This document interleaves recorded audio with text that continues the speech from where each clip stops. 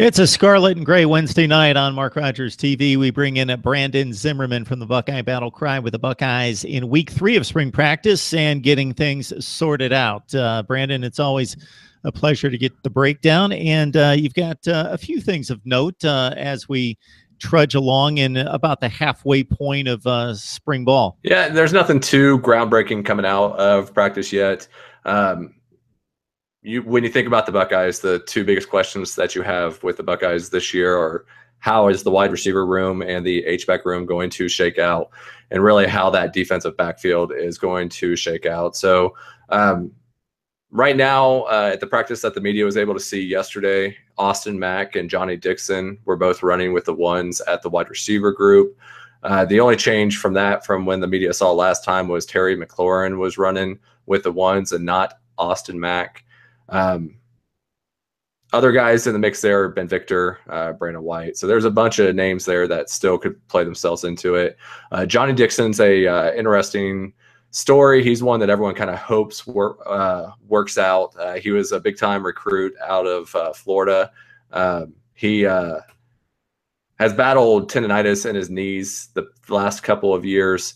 Hasn't really made an impact on the team. If he is completely healthy, he's going to be a big get for the Buckeyes out there at wide receiver, especially with Kevin Wilson in this new offense going forward.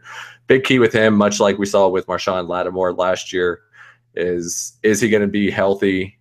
Is he able to stay healthy for an entire season? So if Johnnie Dixon's able to do that, he's going to be a huge wide receiver room.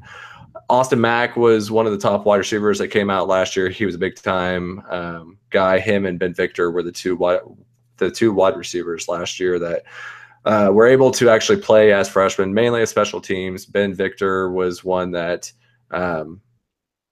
playing time, and I fully expect Ben Victor to work his way into the starting lineup at some point. I think he's just too much of that deep threat, too much of a mismatched nightmare that the Buckeyes need on the outside. At H-back, just like the first practice, Paris Campbell looks like he might be the guy this year to take over for Curtis Samuel. Paris Campbell, for you guys that may not know, he was starting wide receiver last year for the Buckeyes. Always been kind of an explosive guy. He's the kick returner for them, had a bunch of big returns, just never seemed to make that impact out at wide receiver that everyone expected him to do.